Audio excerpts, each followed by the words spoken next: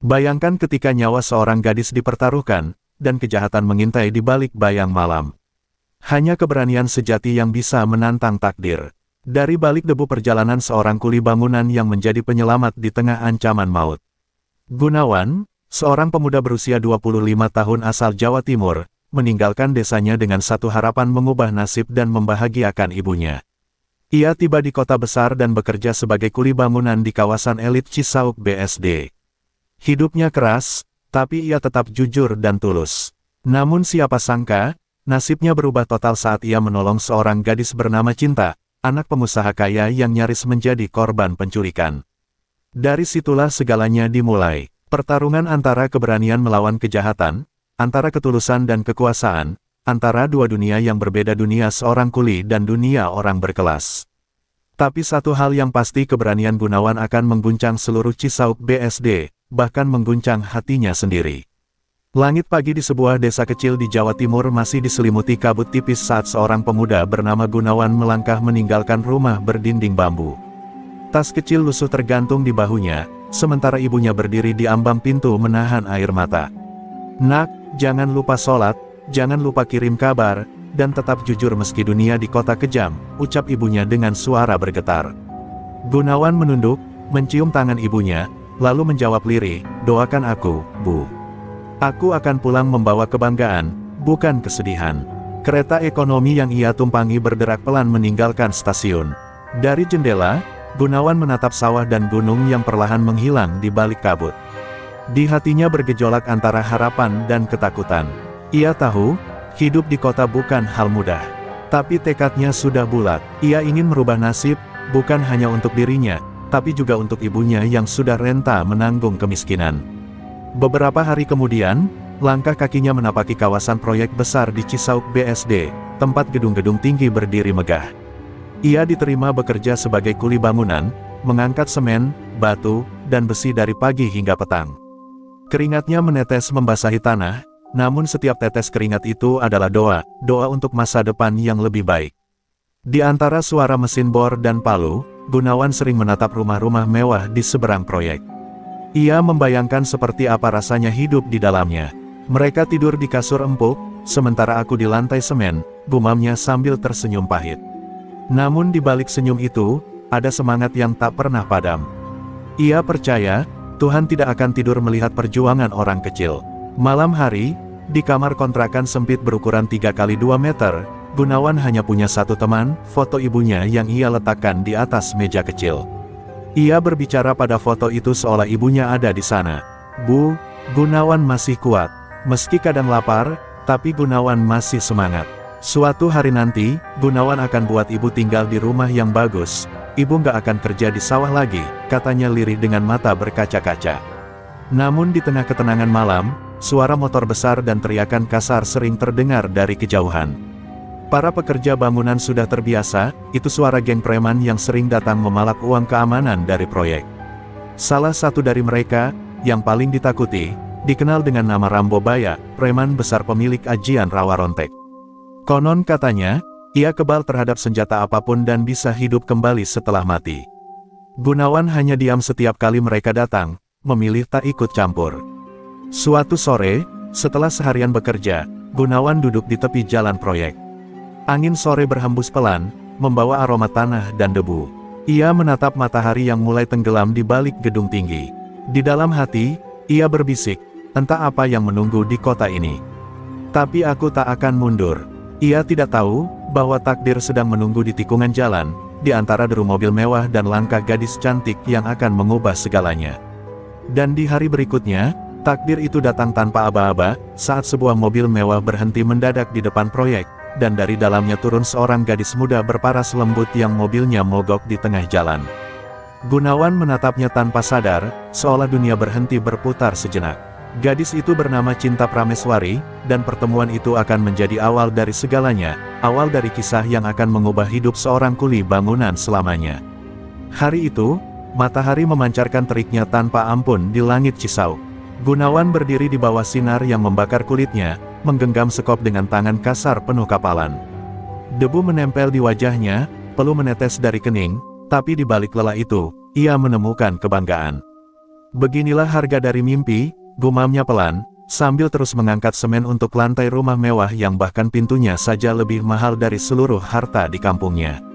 Di tengah kerja kerasnya, terdengar suara mesin mobil mewah yang berhenti di depan proyek. Suara halus seorang gadis terdengar panik, "Mas, mobil saya mogok." Gunawan spontan menoleh. Gadis itu, wajahnya lembut, matanya teduh, rambut panjangnya tergerai diterpa angin. Dialah gadis yang kemarin dilihatnya, Cinta Prameswari. Gunawan sempat terdiam, canggung, seolah lupa siapa dirinya. Tapi nalurinya mendorongnya untuk menolong tanpa pikir panjang. "Coba saya lihat, Mbak," ucap Gunawan dengan sopan. Ia membuka kap mesin, tangannya yang kotor oleh semen bergerak hati-hati menyentuh kabel dan aki. Dalam beberapa menit, mobil itu menyala kembali. Cinta tersenyum lega, "Terima kasih banyak ya, Mas." Gunawan hanya tersenyum kikuk, menggaruk kepala. "Ah, nggak apa-apa Mbak, cuma kebetulan aja." Tapi di balik senyuman itu, jantungnya berdetak cepat. Entah kenapa, pertemuan singkat itu membuat dadanya hangat. Sejak hari itu, mobil Cinta sering lewat di depan proyek tempat Gunawan bekerja. Kadang Cinta melambatkan laju mobilnya sekadar melambaikan tangan dan tersenyum. Hal kecil itu membuat Gunawan semangat bekerja seharian penuh. Di antara debu dan panas matahari, senyum gadis itu menjadi cahaya yang ia tunggu setiap pagi. Para pekerja lain menggoda, "Wah, kuli bangunan disapa Nona cantik, bisa-bisa nanti jadi bos nih." Gunawan hanya tertawa, tapi hatinya bergetar, antara mimpi dan kenyataan. Namun kebahagiaan kecil itu tidak bertahan lama. Di sisi lain, Rambo Baya dan gengnya mulai memperhatikan proyek besar itu. Mereka marah karena uang keamanan belum disetor. Malam itu, di warung remang-remang pinggir jalan, Rambo Baya menghantam meja dengan tinjunya. "Anak buahmu bilang ada kuli baru dari Jawa." Keras kepala katanya, "Jangan sampai proyek itu merasa bisa hidup tanpa izin." Rambo Baya. Suaranya menggelegar, mata para anak buahnya menatap tajam. Malam itu rencana jahat pun disusun. Keesokan harinya, saat Gunawan sedang mengangkat pasir, 3 preman datang ke proyek. Mereka meminta uang dan menakut-nakuti para pekerja. Gunawan mencoba menenangkan teman-temannya, tapi ketika salah satu preman menendang karung semen dan hampir melukai mandor tua, Gunawan maju dengan berani. "Kalau mau uang, jangan sakiti orang tua," katanya lantang. Para pekerja terkejut, seorang kuli miskin berani menantang preman. Tapi bagi Gunawan, kebenaran harus dibela, meski dengan tubuh yang lemah. Preman itu tertawa meremehkan, lalu meninju Gunawan. Pukulan keras mendarat di pipinya, tapi Gunawan tidak mundur. Ia membalas dengan tenaga penuh, hingga preman itu jatuh tersungkur. 2 lainnya maju, tapi Gunawan menangkis, menendang, dan bertarung dengan keberanian yang tak masuk akal. Akhirnya mereka kabur, dengan luka, sambil berteriak, "Kau akan menyesal, kuli miskin." Rambo Baya tidak akan diam, tapi Gunawan hanya menatap mereka pergi dengan napas tersengal. Ia tahu, malam ini namanya sudah masuk dalam daftar hitam. Saat malam tiba, Gunawan duduk sendirian di kontrakan kecilnya. Di luar, hujan turun deras, menutupi suara motor geng preman yang berputar di sekitar kawasan itu. Di dalam dirinya, ketakutan dan semangat bertarung bercampur jadi satu. Ia sadar, hidupnya di kota baru saja berubah, bukan hanya karena seorang gadis kaya yang pernah ia tolong, tapi karena bayangan gelap yang mulai memburunya. Dan entah mengapa, dalam hati kecilnya, Gunawan merasa semua ini baru permulaan dari badai besar yang akan datang. Hujan baru saja reda pagi itu.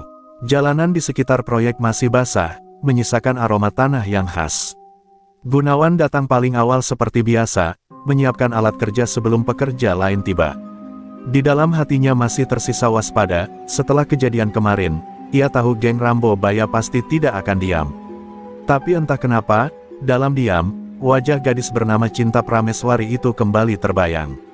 Senyumnya, suaranya, dan cara ia berterima kasih masih jelas di kepala Gunawan.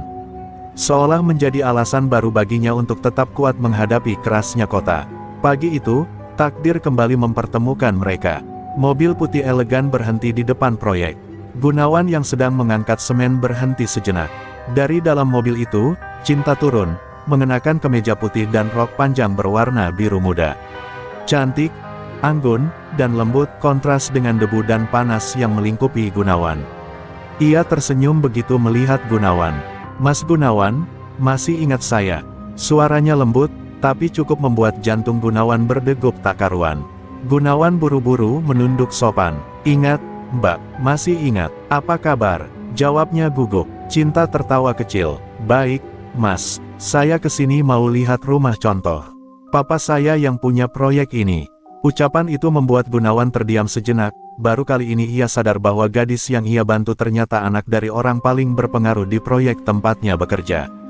Ia merasa kecil, seolah berdiri di antara dua dunia yang berbeda, dunia kemewahan dan dunia keringat. Namun cinta justru berbicara dengan ramah. Ia tidak memandang rendah Gunawan sedikitpun. Mereka sempat berbincang singkat di bawah pohon rindang dekat proyek. Gunawan menceritakan asalnya dari Jawa Timur, tentang ibunya yang ia tinggalkan di kampung, dan tentang mimpinya ingin punya rumah sendiri. Cinta mendengarkan dengan penuh perhatian, matanya berkaca-kaca. "Mas, kamu orang baik. Jarang sekali saya lihat orang bekerja sejujur ini," katanya pelan. Gunawan hanya tersenyum, tapi dalam hatinya ada perasaan hangat yang tak bisa ia jelaskan. Dari kejauhan, beberapa pekerja lain memperhatikan mereka dengan heran. Namun ada juga mata lain yang melihat dengan kebencian, salah satu anak buah Rambobaya. Ia segera mengirim kabar ke markas. "Bos, gadis kaya itu sering datang ke proyek. Dan kuli yang kemarin bikin ribut itu sekarang dekat sama dia," ucapnya melalui telepon. Di sisi lain, Rambobaya tersenyum licik. "Kalau begitu, kita punya dua sasaran sekarang. Gadis kaya, dan kuli kampung itu." Sore hari, ketika Gunawan hendak pulang, ia menemukan sebuah kotak makan di atas semen yang baru ia aduk.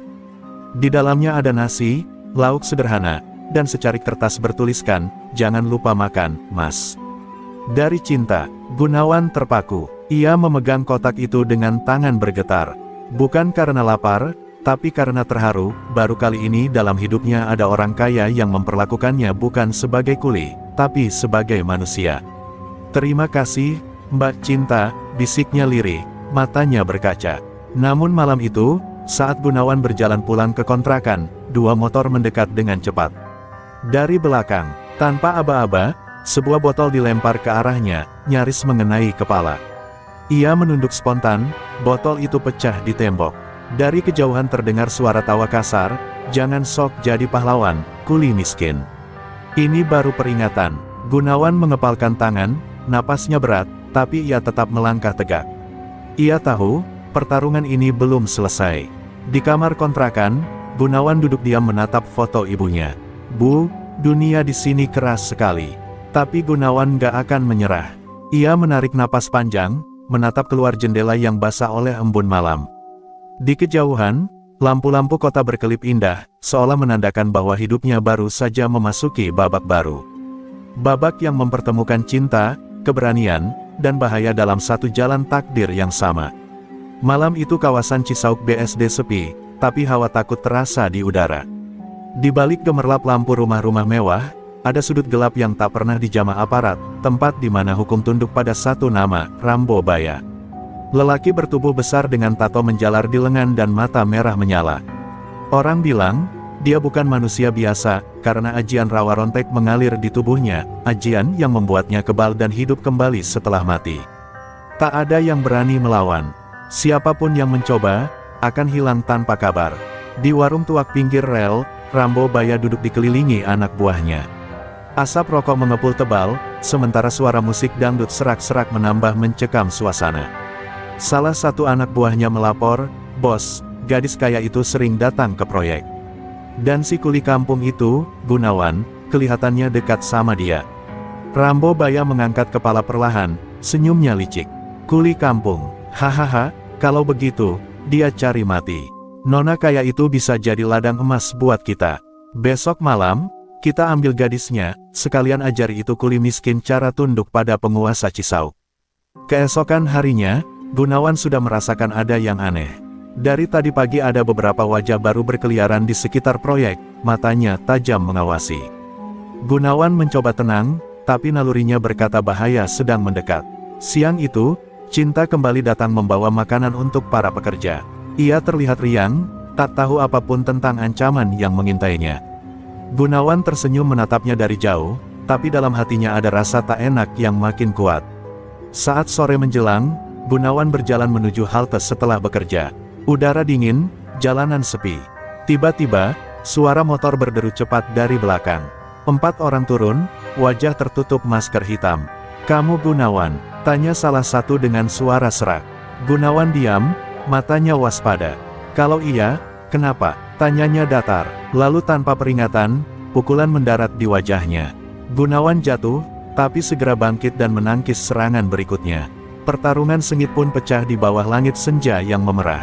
4 lawan 1, tinju dan tendangan bertubi-tubi, tapi Gunawan bukan tipe yang menyerah.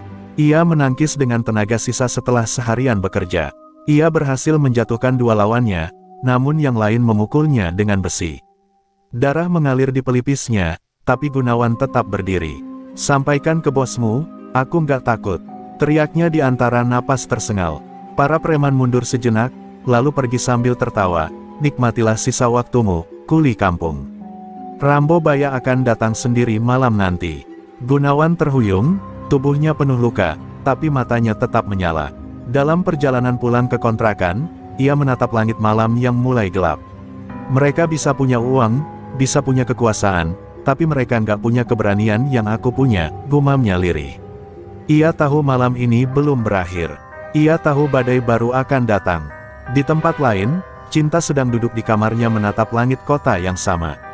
Ia tak tahu bahwa orang yang telah menolongnya kini sedang terluka karena melindunginya dari ancaman yang tak terlihat.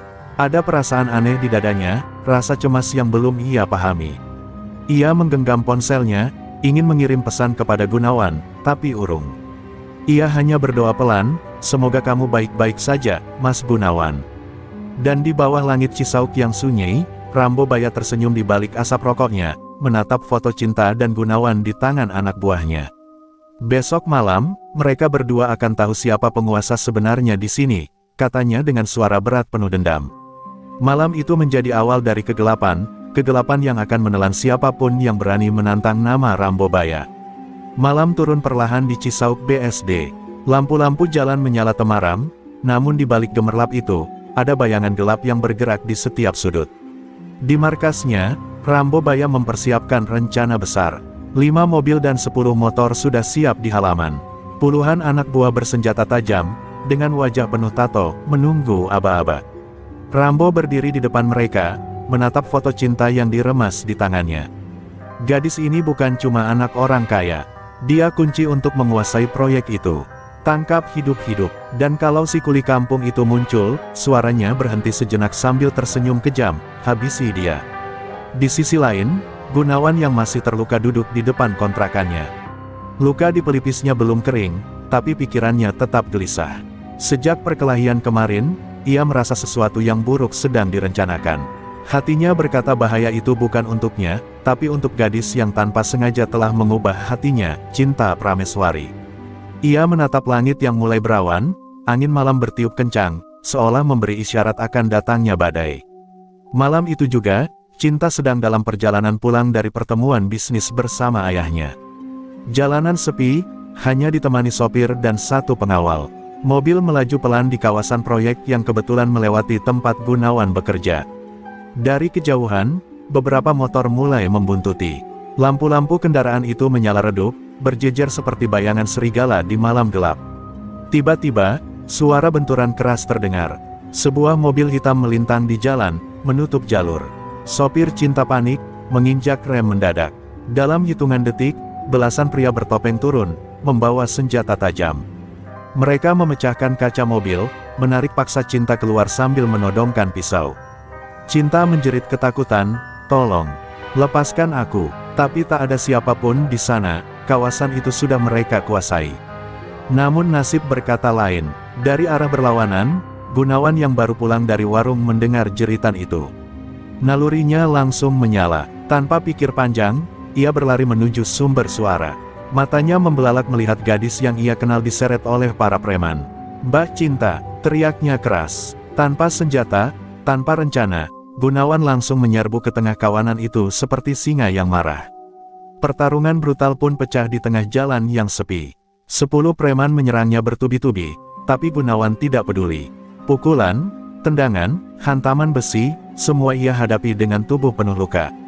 Ia menangkis, membalas, dan jatuh, lalu bangkit lagi.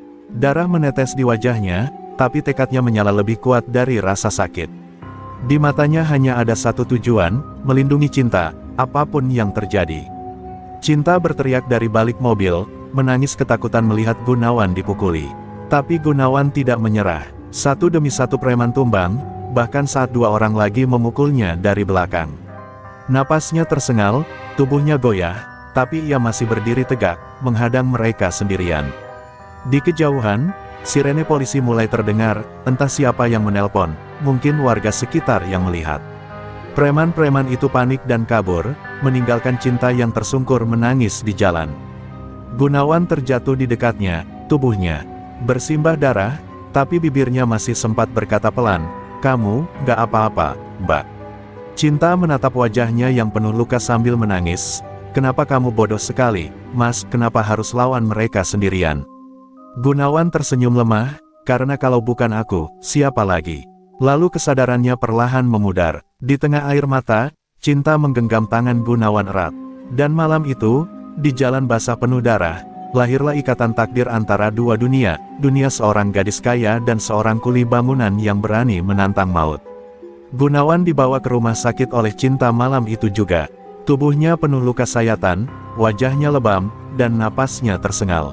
Cinta duduk di ruang tunggu dengan mata sembab, tak percaya bahwa lelaki yang baru saja dikenalnya rela mempertaruhkan nyawanya demi dirinya. Sementara itu, di luar sana, berita tentang pertarungan di jalanan Cisauk menyebar cepat. Nama Gunawan, kuli bangunan yang melawan 10 preman sendirian, menjadi bahan bisik-bisik warga sekitar. Tapi kabar itu juga sampai ke telinga orang yang paling tidak diinginkan, Rambo Baya. Di markasnya yang gelap, Rambo Baya menghantam meja hingga retak. "Jadi bocah kampung itu yang gagalkan rencana kita. Anak buah kalian kalah semua," teriaknya dengan suara bergemuruh. Puluhan anak buah hanya terdiam, menunduk ketakutan. Dengan mata merah penuh amarah, Rambo mengambil golok besar yang tergantung di dinding. "Kalau begitu, malam ini aku yang akan turun tangan. Aku akan tunjukkan siapa penguasa sebenarnya di Cisauk," katanya, suaranya seperti raungan singa yang siap menerkam. Sementara itu, Gunawan mulai sadar di ranjang rumah sakit. Lampu putih menyilaukan matanya. Ia melihat Cinta tertidur di kursi samping, memegang tangannya erat. Ada kehangatan yang aneh dalam dadanya. Ia bukan siapa-siapa, tapi gadis itu menjaganya seolah ia adalah seseorang yang penting. Gunawan menatap wajah Cinta yang damai dalam tidur, lalu tersenyum samar. "Aku janji, aku nggak akan biarin kamu disakiti lagi," bisiknya lirih. Namun ketenangan itu tak berlangsung lama. Sekitar tengah malam, dua orang tak dikenal berpakaian hitam menyusup ke rumah sakit. Mereka melumpuhkan satpam dengan cepat, lalu berjalan menuju ruang rawat Gunawan. Tapi sebelum mereka sempat masuk, Gunawan yang terlatih dari hidup keras di jalanan sudah menyadarinya. Ia cepat-cepat berdiri meski tubuhnya masih lemah, mempersiapkan diri menghadapi ancaman yang datang. Tepat saat pintu dibuka paksa, dua bayangan masuk dan menyerangnya dengan pisau. Gunawan menangkis seadanya, memanfaatkan tiang infus sebagai senjata. Pertarungan sengit kembali pecah di dalam ruang rawat. Suara kaca pecah dan benda jatuh membuat Cinta terbangun. Ia menjerit melihat Gunawan kembali berlumuran darah. "Mas, hati-hati," teriaknya. Tapi Gunawan justru tersenyum di tengah pertarungan. "Tenang, Mbak. Aku udah biasa diserang malam-malam." Satu demi satu penyerang tumbang, tapi tiba-tiba, terdengar suara langkah berat mendekat. Dari balik bayangan koridor rumah sakit, muncullah sosok besar bertato, dengan mata menyala merah dan dada penuh bekas luka, Rambo Baya sendiri. Ia menatap Gunawan dengan senyum bengis. "Jadi ini bocah kampung yang bikin aku malu," katanya sambil mengangkat golok panjangnya yang berkilat di bawah lampu neon. Gunawan berdiri tegak, darah menetes dari pelipisnya, tapi tatapannya tajam penuh keberanian. "Kalau kau mau balas dendam, hadapi aku. Jangan ganggu dia." Rambo tertawa keras, "Berani juga kau, kuli kampung. Malam ini aku tunjukkan bedanya preman sejati dan orang sok jagoan."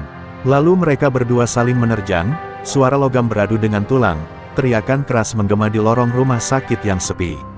Cinta hanya bisa menutup mulut menahan tangis melihat dua manusia bertarung bagai binatang. Liar demi satu hal yang sama, harga diri dan kehormatan. Darah berceceran di lantai putih, tubuh Gunawan mulai gemetar, tapi setiap kali hampir jatuh, ia selalu bangkit lagi. Dalam dirinya terngiang wajah ibunya di desa, adik-adiknya yang menunggu kiriman uang, dan wajah cinta yang kini menjadi alasan hidupnya. Dengan teriakan terakhir yang mengguncang hati, Gunawan menangkis serangan Rambo Baya dan menghantamkan lutut ke perutnya. Rambo terhempas menabrak kaca jendela dan jatuh ke halaman rumah sakit. Sunyi, hanya suara napas Gunawan dan detak jantung cinta yang tersisa di malam itu. Hujan turun deras malam itu, membasahi area proyek yang masih menyisakan bau besi dan debu. Di tepi jurang, tubuh Rambo Baya tergeletak tak bergerak, goloknya terlempar jauh ke dalam kegelapan. Gunawan berdiri limbung, darah menetes dari keningnya bercampur air hujan. Napasnya berat, tapi matanya tetap menyala penuh tekad. Ajian kebal Rambo ternyata tak mampu melawan keberanian seorang lelaki miskin yang berjuang dengan hati. Setelah satu dorongan terakhir, tubuh besar itu terhempas ke jurang proyek, menghilang di telan gelap malam. Tubuh Gunawan ambruk beberapa detik kemudian. Ia jatuh berlutut, menatap langit yang bergemuruh, lalu tersenyum lemah. Dalam kesadarannya yang mulai pudar, terlintas bayangan wajah ibunya di kampung, tersenyum sambil berkata, "Nak, jangan pernah takut berbuat benar." Air hujan mengalir membasuh luka-lukanya, seolah langit sendiri menangisi perjuangannya. Cinta berlari menghampirinya dengan terisak. "Mas Gunawan, bertahan, tolong bertahan." Ia memeluk tubuh Gunawan yang sudah lemah, wajahnya pucat seperti kehilangan seluruh harapan. Pengawal keluarga yang datang terlambat segera menelpon ambulans. Dalam hitungan menit, sirene meraung memecah keheningan malam. Tubuh Gunawan diangkat dengan hati-hati, sementara cinta menggenggam tangannya erat tanpa henti. "Aku janji, aku nggak akan biarkan kamu terluka lagi," bisiknya di tengah tangis. Keluarga Prameswari, terutama sang ayah, Tuan Arman, seorang pengusaha besar, segera turun tangan. Tanpa sepengetahuan Gunawan, mereka memindahkannya ke rumah sakit mewah di Jakarta Selatan. Dokter-dokter terbaik dikerahkan, dan ruangan VIP disiapkan hanya untuknya. Namun di laporan rumah sakit, identitasnya ditulis sebagai pasien tanpa nama.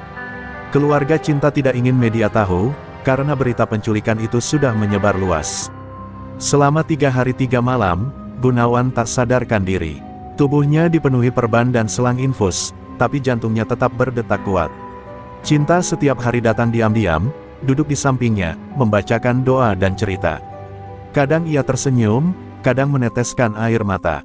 "Mas, kamu tahu nggak? Karena kamu, aku bisa lihat dunia dengan cara berbeda. Kamu bukan cuma penyelamatku, kamu pahlawan tanpa nama yang nggak minta imbalan apapun."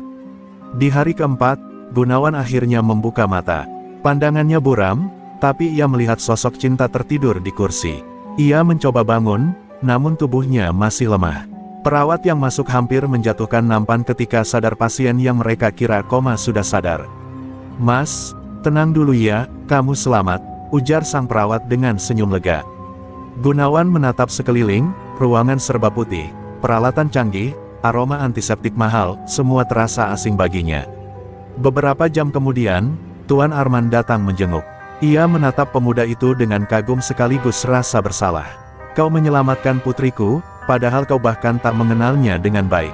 Dunia ini jarang punya orang sepertimu," katanya dengan suara dalam. Gunawan hanya menunduk, suaranya pelan, "Saya cuma melakukan apa yang benar, Pak.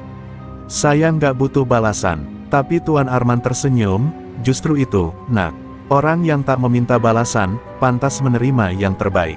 Malam itu, ketika semua orang pergi dan hanya cinta yang tertinggal di kamar, ia menatap Gunawan yang sudah bisa tersenyum lemah. "Mas tahu nggak?" katanya pelan, "buatku, kamu bukan kuli bangunan biasa lagi. Kamu pahlawan yang Tuhan kirim buat nolong aku." Gunawan terdiam, menatap gadis itu dalam diam. Di luar, hujan masih turun lembut di kaca jendela, seolah menyanyikan lagu tentang takdir dua hati dari dunia yang berbeda, pahlawan tanpa nama, dan gadis yang kini berhutang hidup padanya. Pagi itu, sinar matahari menembus tirai kamar VIP, menyapa wajah Gunawan yang mulai membaik. Tubuhnya masih lemah, tapi semangatnya kembali menyala. Ia memandangi sekeliling ruangan serba putih dan bersih, tak percaya bahwa dirinya, seorang kuli bangunan dari desa kecil di Jawa Timur, kini dirawat di tempat semewah ini. Di meja samping ranjang, Ada bunga segar dan kartu bertuliskan, "Terima kasih," dari keluarga Prameswari. Gunawan hanya menghela napas, bibirnya tersenyum samar. Tak lama kemudian, pintu kamar terbuka. Seorang pria parubaya masuk dengan langkah tenang dan wibawa. Jas abu-abu elegan yang ia kenakan membuat siapapun langsung tahu, ini bukan orang sembarangan.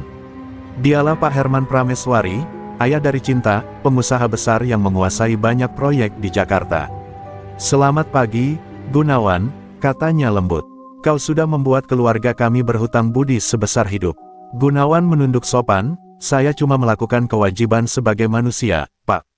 Siapapun pasti akan menolong kalau lihat orang dalam bahaya." Pak Herman duduk di kursi sebelah ranjang, menatap pemuda itu lama. "Saya bisa kasih apa saja. Uang, rumah, bahkan pekerjaan tetap di perusahaan saya. Katakan saja, apa yang kamu mau." Suasana hening beberapa detik. Gunawan menatap lantai, lalu menatap Pak Herman dengan mata yang jujur dan tulus. "Saya nggak minta apa-apa, Pak. Saya cuma ingin kerja halal, cukup buat kirim uang ke ibu di kampung. Itu saja." Jawaban itu membuat Pak Herman terdiam. Matanya yang biasanya tajam kini perlahan berkaca-kaca. Dalam hidupnya yang bergelimang kemewahan, jarang ia menemui orang seperti Gunawan, jujur, sederhana, dan tulus tanpa pamrih. "Kau mengingatkanku pada diriku dulu, Nak," katanya dengan suara serak. "Waktu muda, aku juga datang ke kota ini cuma bawa tekad dan doa ibu." Di luar kamar, Cinta diam-diam mendengar percakapan itu. Senyumnya mengembang, tapi matanya berkaca. Ia semakin yakin bahwa lelaki yang pernah dianggapnya kuli biasa, itu memiliki hati yang jauh lebih berharga daripada semua kekayaan keluarganya. Saat ayahnya keluar dari kamar, Cinta masuk dengan membawa makanan kecil. "Mas, kamu tahu nggak? Ayah sampai nggak bisa ngomong setelah dengar jawaban kamu tadi," ujarnya sambil tersenyum haru. Gunawan tertawa kecil, "Saya cuma jujur, Mbak. Hidup ini udah cukup kalau kita nggak ngelakuin yang salah." Beberapa hari kemudian, Gunawan dinyatakan sembuh dan diperbolehkan pulang. Tapi sebelum ia sempat meninggalkan rumah sakit, Pak Herman menemuinya lagi. Kali ini dengan amplop coklat dan surat kerja. "Mulai besok, kamu kerja di perusahaan saya. Bukan sebagai kuli, tapi sebagai pengawas proyek. Gajinya cukup besar buat bantu ibumu di kampung," katanya tegas. Gunawan terkejut, matanya membulat tak percaya. "Tapi Pak, Pak Herman menepuk bahunya, "anggap ini bukan hadiah, tapi kepercayaan. Dan saya yakin kamu nggak akan menyia-nyiakannya." Gunawan menunduk, menahan air mata. Ia tak pernah membayangkan, menolong seseorang bisa mengubah nasibnya sejauh ini. Saat ia berjalan keluar dari rumah sakit, langkahnya terasa ringan, tapi hatinya penuh rasa syukur. Cinta yang mengantarnya sampai mobil hanya bisa berkata pelan, "Mas Gunawan, dunia ini butuh lebih banyak orang kayak kamu." Gunawan tersenyum, "Saya cuma orang biasa, Mbak, tapi kalau Tuhan kasih kesempatan buat berbuat baik, ya kenapa enggak?" Mobil melaju meninggalkan rumah sakit, membawa Gunawan ke babak baru dalam hidupnya, dari seorang kuli bangunan menjadi seseorang yang dipercaya oleh keluarga besar Prameswari. Tapi di balik senyum itu, ada firasat halus di dada Cinta, bahwa pertemuan mereka belum selesai. Karena kadang, balasan yang tak terduga bukanlah uang atau pekerjaan, melainkan takdir yang perlahan menyatukan dua hati dari dunia yang berbeda. Beberapa bulan setelah kejadian malam berdarah itu, hidup Gunawan berubah drastis. Ia kini bekerja di bawah naungan PT Prameswari Konstruksi, perusahaan besar milik keluarga Cinta. Awalnya, ia ditempatkan sebagai pengawas proyek, posisi yang jauh di atas kuli bangunan biasa. Tapi Gunawan tetap rendah hati. Ia datang paling pagi, pulang paling malam, dan tak segan turun langsung ke lapangan, memegang cangkul, membantu para pekerja saat dibutuhkan. Jabatan boleh tinggi, katanya pada rekan-rekannya, tapi kaki ini tetap pijakannya tanah. Nama Gunawan mulai dikenal di setiap proyek. Para pekerja menghormatinya, bukan karena pangkatnya, tapi karena ketulusannya. Ia tak pernah marah tanpa alasan, selalu membela anak buah, dan memperjuangkan keadilan upah bagi mereka. Dalam rapat-rapat besar, ia berbicara lugas tanpa takut pada para atasan. Kejujurannya membuat banyak orang kagum, termasuk Cinta, yang kini diam-diam sering datang ke proyek hanya untuk melihat bagaimana lelaki sederhana itu bekerja. Pak Herman memperhatikan perkembangan itu dengan bangga. Ia melihat sesuatu di diri Gunawan yang tak dimiliki banyak orang, keikhlasan yang murni. "Anak muda ini beda," ujarnya suatu hari kepada direktur utama. "Dia bekerja bukan karena ambisi, tapi karena tanggung jawab."